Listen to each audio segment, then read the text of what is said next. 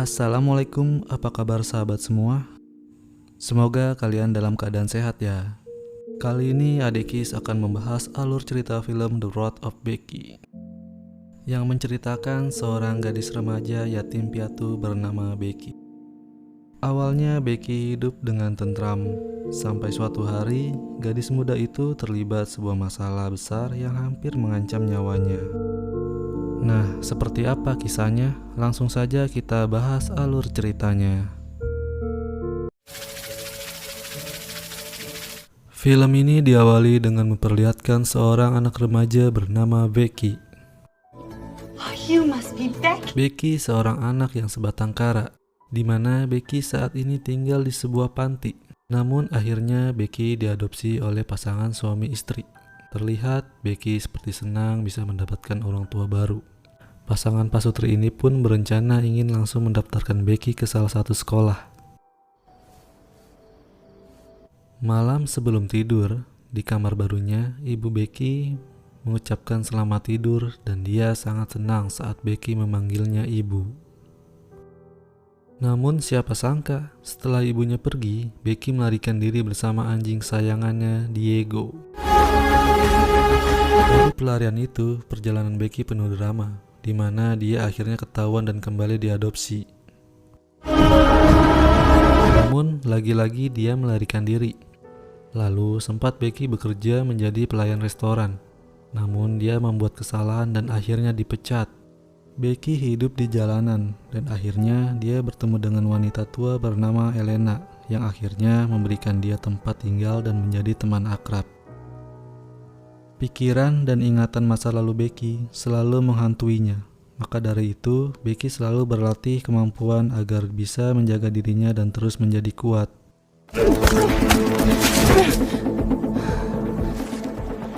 Selesai latihan, Becky selalu bersama-sama dengan Elena untuk sekedar bercerita atau makan siang.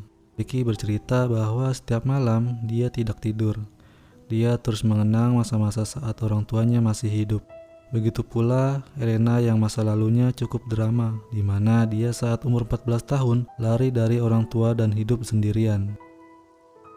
Sekarang Becky mendapatkan pekerjaan kembali menjadi pelayan di restoran. Sikap Becky yang angkuh dan kuat melekat sampai di pekerjaan. Contohnya ada seorang pelanggan pria tua yang memanggilnya sayang. Becky tidak terima dan dia membunuh si pria dengan sadis tapi...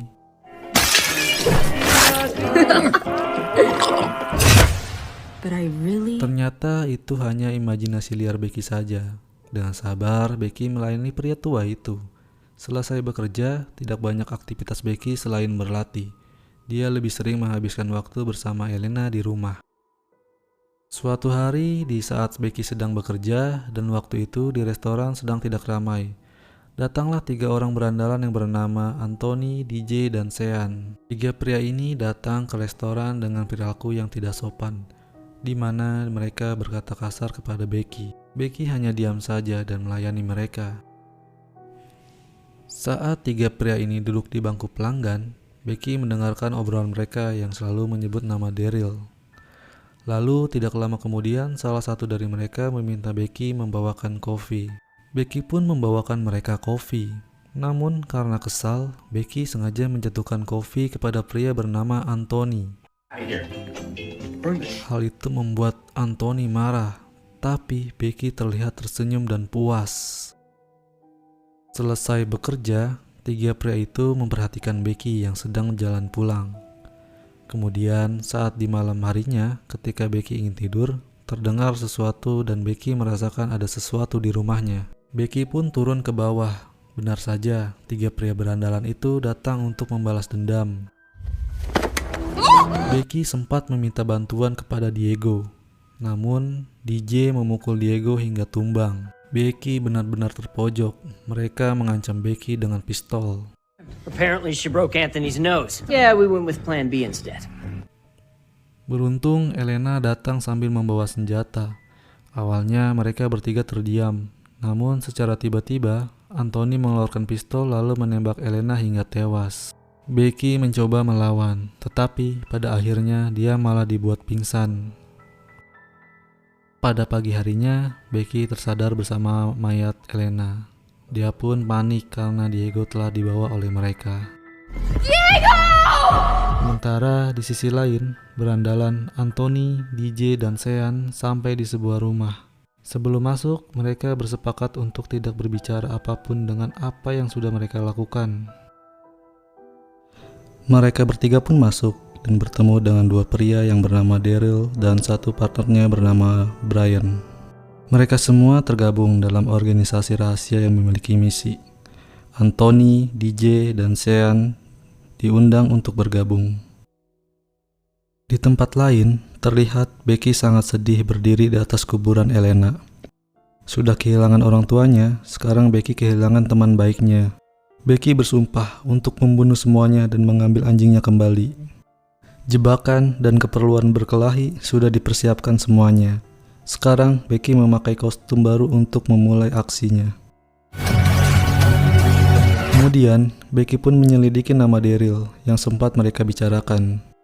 Di mana akhirnya Becky mendapatkan info ada 2 nama Daryl di kota. Lalu, Becky pun mendatangi nama Daryl yang pertama.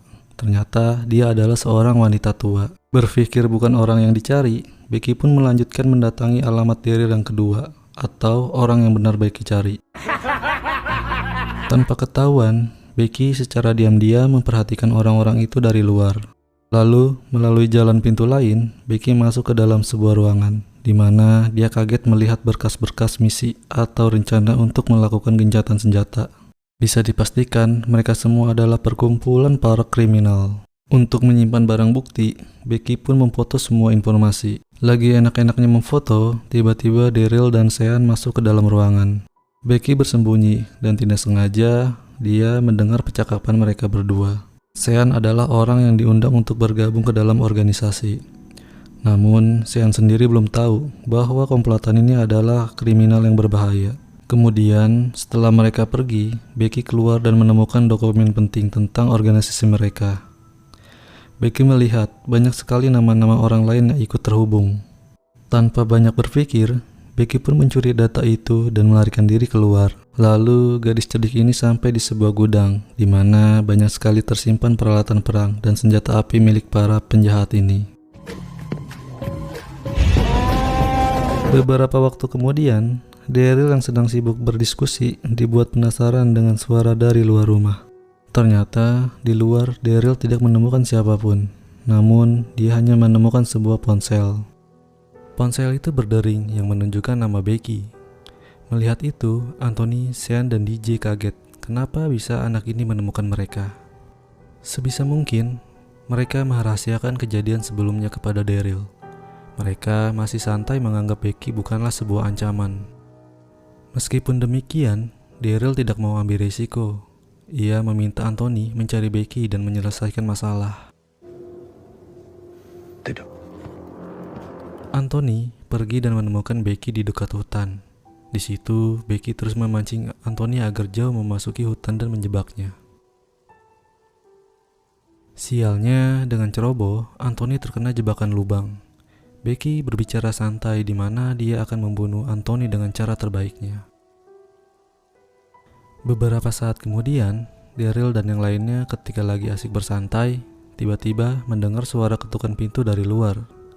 Saat dilihat, ternyata ada Anthony yang tidak berdaya dengan bom di mulutnya. Setengah mati, Anthony takut jika pintu itu dibuka.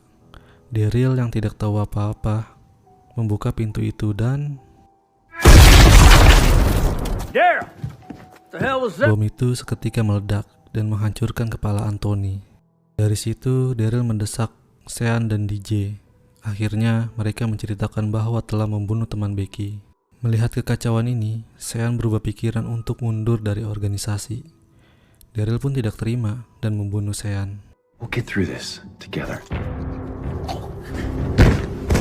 Melihat Sean mati dibunuh Daryl, DJ ketakutan dan siap patuh apapun yang diinginkan mereka. Sesaat kemudian, ponsel itu kembali berdering. Becky kembali menghubungi mereka dan di situ terlihat Becky menggenggam senjata crossbow dan memantau dari kejauhan. Tingkah laku Becky membuat para penjahat ini marah. Lalu di situ Becky meminta agar anjingnya dikembalikan. Becky juga sambil membocorkan rahasia di mana mereka yang memiliki rencana jahat di balai kota. Sementara itu, teman Daryl bertindak sendiri. Ia keluar sambil membawa senjata untuk mencari Becky dan yang terjadi. Pria itu tertembak dan kesakitan. Akhirnya, dia terpancing emosi untuk mengejar Becky. Becky pun sengaja lari ke gudang senjata di mana untuk memancing pria itu yang tersulut emosi. Begitu pria itu masuk, Becky melemparkan bom asap hingga membuat dia sesak dan pusing. Fuck me.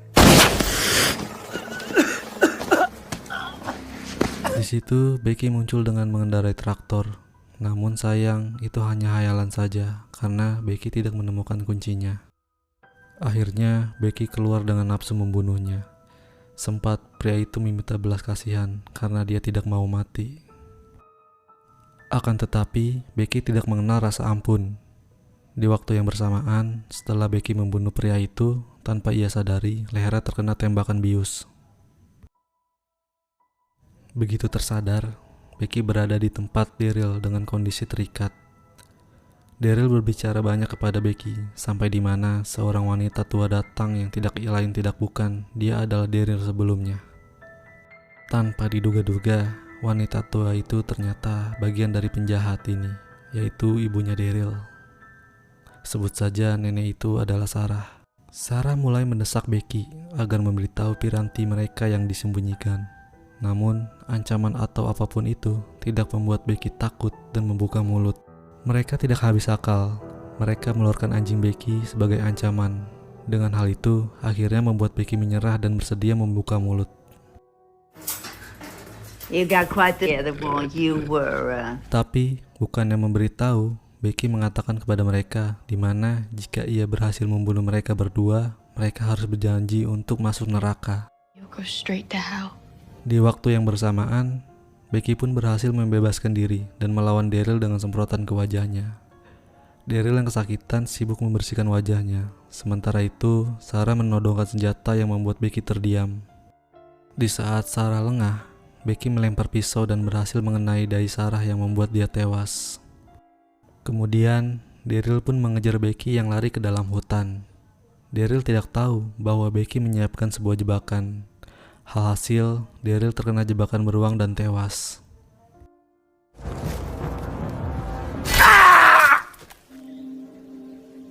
Kemudian, Becky kembali untuk membebaskan Diego anjingnya. Namun, tanpa disadari Becky, Sarah masih hidup. Dengan santainya, Becky memerintahkan Diego untuk menyerang Sarah. Sehari kemudian, Becky diselamatkan oleh tim CIA dan sedang diinterogasi. Seorang anggota wanita menunjukkan piranti jempol itu yang berisi data-data penjahat yang berbahaya di Amerika. Wanita itu terkesima kepada Becky, di mana seorang gadis berusia 16 tahun bisa menghancurkan salah satu markas dari para penjahat ini. Lalu anggota itu pun menawarkan Becky apakah dia tertarik untuk direkrut jadi salah satu anggota. Tentu saja, Becky pun tertarik. Becky diminta untuk menyelidiki kunci di mana itu adalah kunci Becky yang selama ini disimpan yang ia dapatkan dari penjahat sebelumnya. No. Kemudian, pada adegan terakhir, terlihat DJ berhasil kabur dan sedang sibuk memperbaiki mobilnya. Namun, tidak lama kemudian datang sebuah mobil anggota. DJ yang menyadari itu anggota intelijen, ia mengambil pistol dan bersiap-siap. Lalu seorang wanita turun dari mobil dengan sebuah senjata basoka. Ternyata dia adalah Becky. Tanpa ampun, Becky menembak mobil itu sampai meledak dan film pun selesai.